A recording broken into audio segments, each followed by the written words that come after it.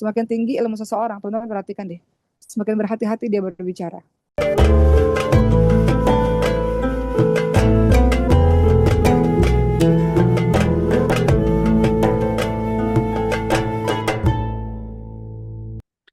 Oke, apalagi kata Rasulullah SAW, Rasulullah ingatkan di antara baiknya Islam seseorang ya yang meninggalkan perkara yang tidak ada manfaat baginya.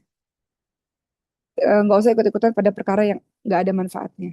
Ngumpul-ngumpul, terlalu banyak kumpul-ngumpul, ketawa ketiwi, ngomongin hal-hal yang nggak perlu teman-teman semua. Atau dalam satu kelompok tuh biasanya ada provokatornya. Provokator tuh dia hati-hati tuh seperti dalam surah Tabat Syada Abilah Habi Wataba tuh, ingat tuh surah itu tuh. Gimana istrinya Abu Jahal disebut sebagai pembawa kayu bakar. Kenapa disebut sebagai pembawa kayu bakar?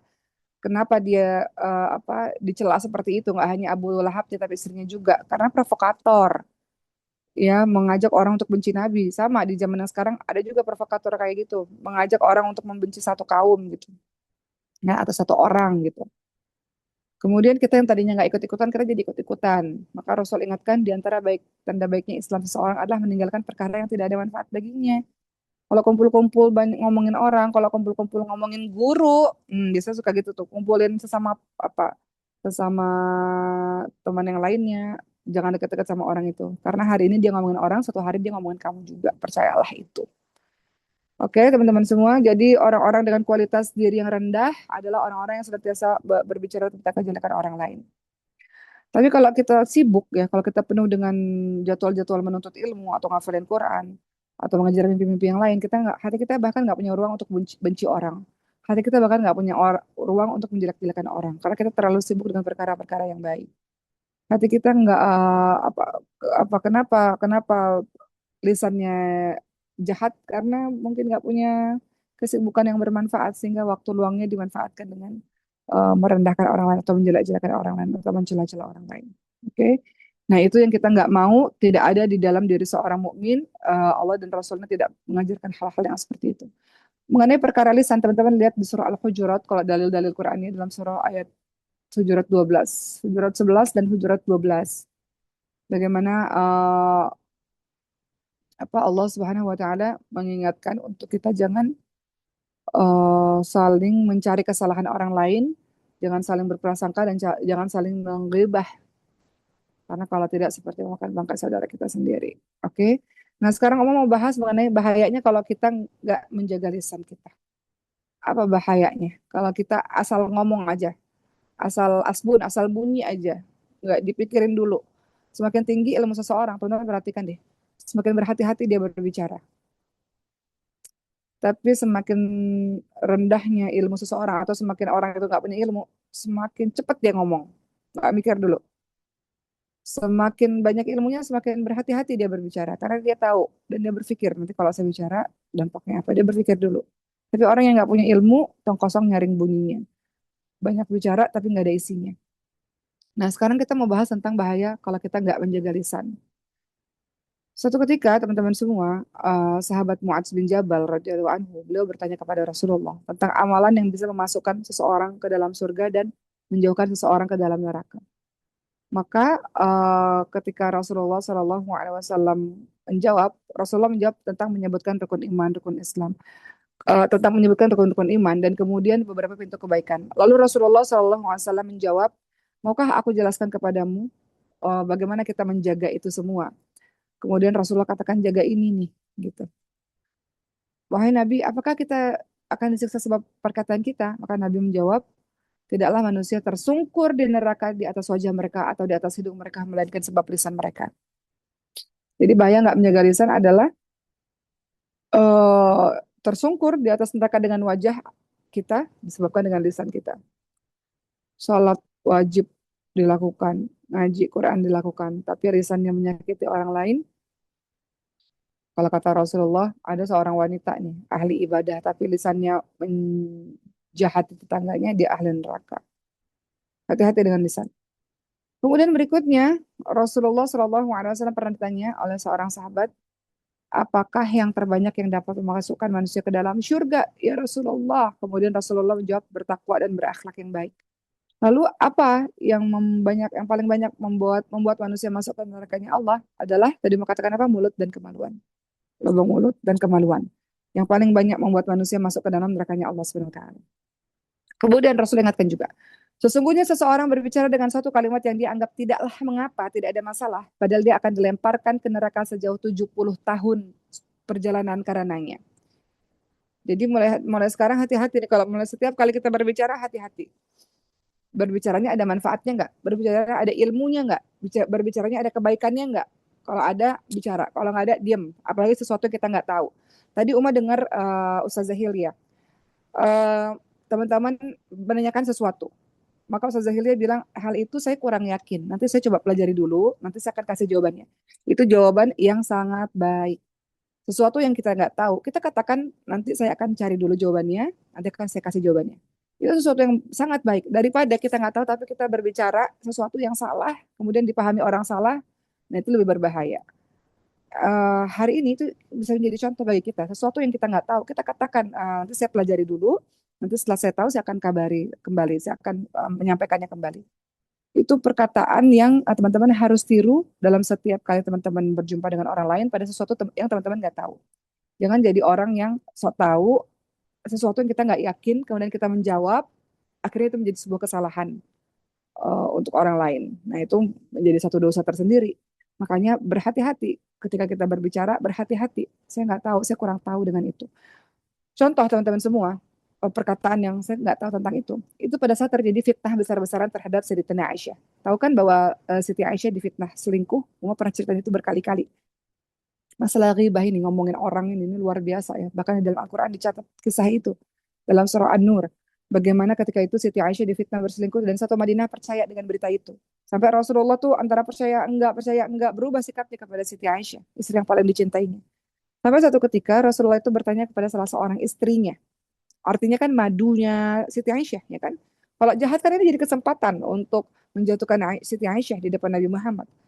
Ditanya pada saat itu, nama salah seorang istrinya namanya kalau nggak salah Sayyidah Zainab, kalau nggak salah. Oke, Rasulullah tanya, bagaimana pendapatmu tentang Siti Aisyah yang ada fitnah selingkuh ini? Maka beliau menjawab, saya nggak tahu apa-apa tentang hal itu. Yang saya tahu, Siti Aisyah orang yang baik. Itu yang saya tahu, yang selama saya tahu, yang selama saya lihat, yang selama didengar, itu orang yang baik gitu. Tapi mengenai masalah perselingkuhan, saya nggak tahu apa-apa. Saya nggak tahu perkara itu. Jadi jangan kalau ada satu gosip, oh iya ya, masa sih, oh iya aku juga tahu loh ada berita ini, berita itu. Nggak perlu teman-teman semua. Itu menunjukkan kualitas diri yang sangat rendah karena dengan mudah kita bisa diajak untuk menggibahi orang lain. Hati-hati dengan itu. Kemudian, apa kata Rasulullah berikutnya? Sesungguhnya ada seorang hamba yang berbicara dengan satu perkataan, lalu dia tidak pikirkan mengenai perkataan dia itu. Lalu Allah mengangkat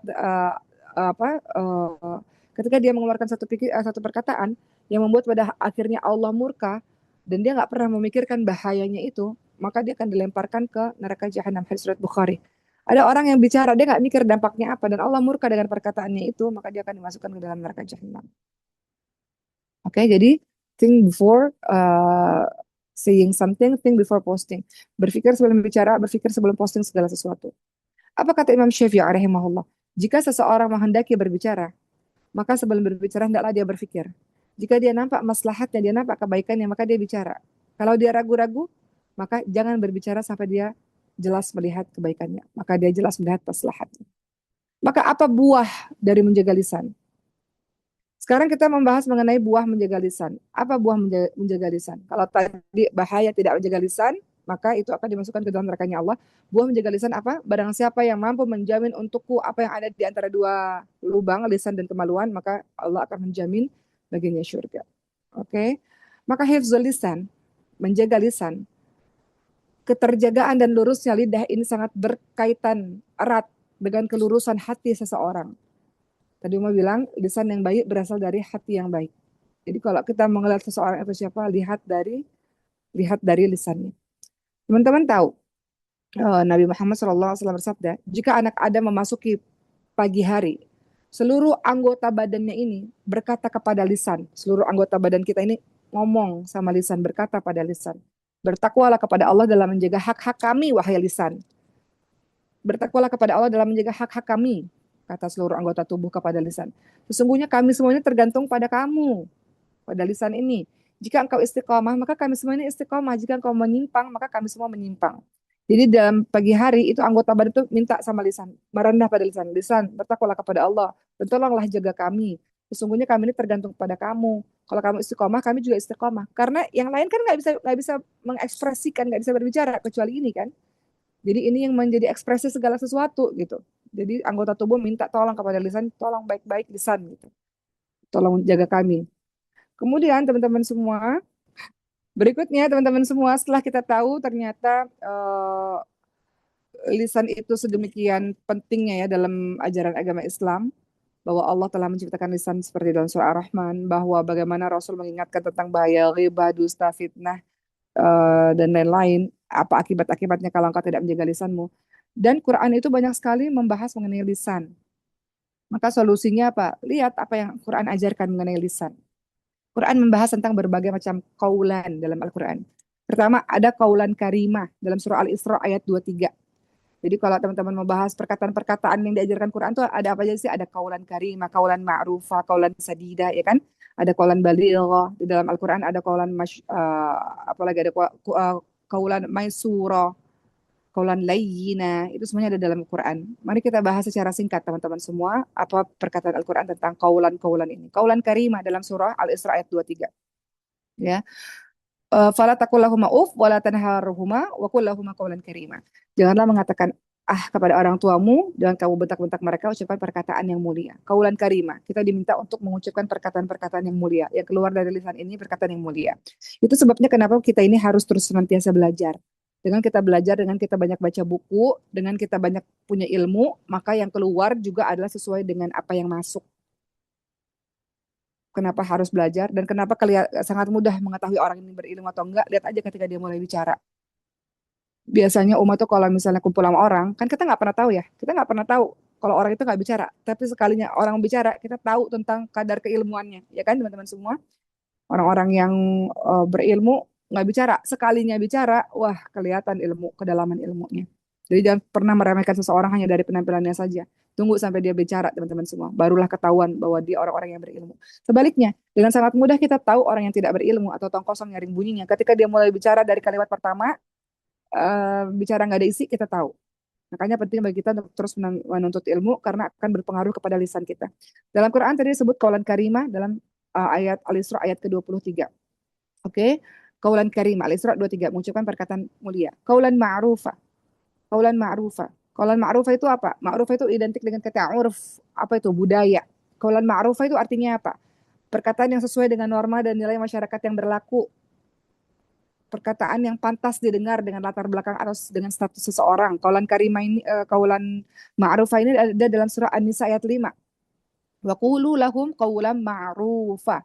Ucapkan perkataan-perkataan yang baik. Tadi perkataan mulia, sekarang kita ngomong ke perkataan-perkataan yang baik. Apa itu perkataan-perkataan yang baik yang sesuai dengan norma dan nilai masyarakat di tempat itu?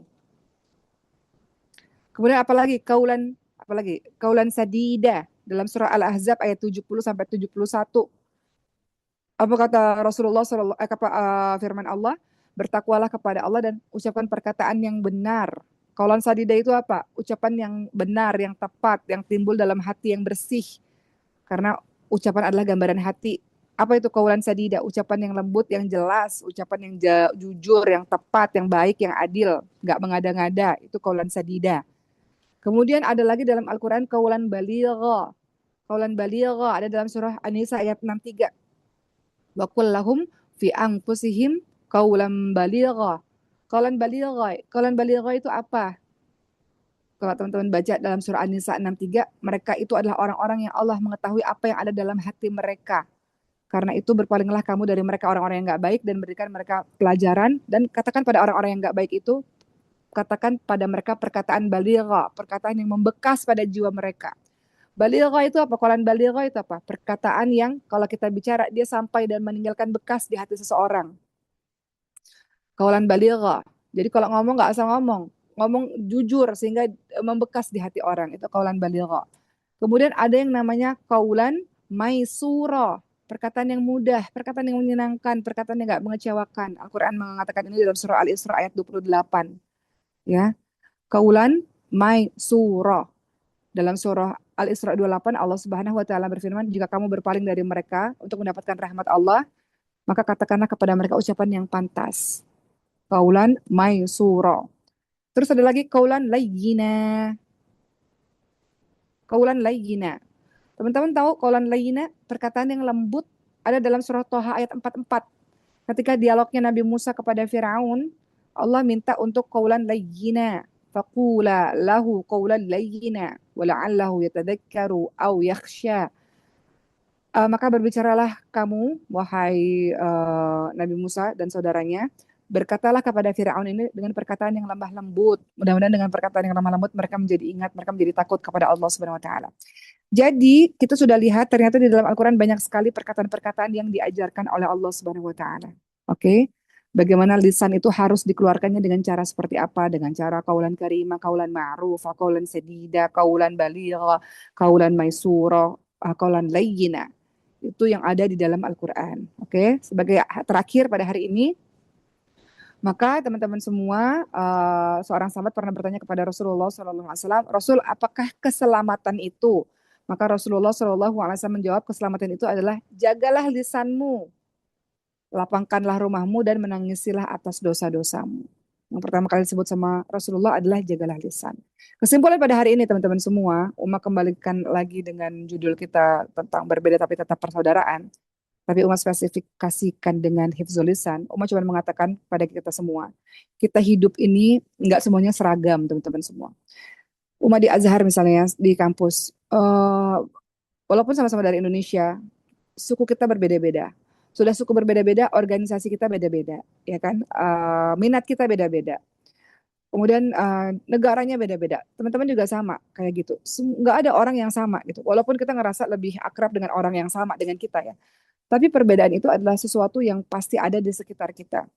Perbedaan itu harusnya menjadi rahmah. Perbedaan itu membuat kita kaya. Dalam Indonesia ada semboyan Bhinneka Tunggal Ika, berbeda-beda tapi kita tetap satu jua. Kita beda. Dengan kita bersatu, kita menjadi besar dan kita menjadi kaya. Kita menjadi luar biasa. Tapi kalau kita nggak bersatu akan terjadi perpecah belahan. Makanya orang yang berbeda-beda ini cara supaya bersatunya adalah dengan saling ngobrol. Saling ngobrol dengan lisan yang baik.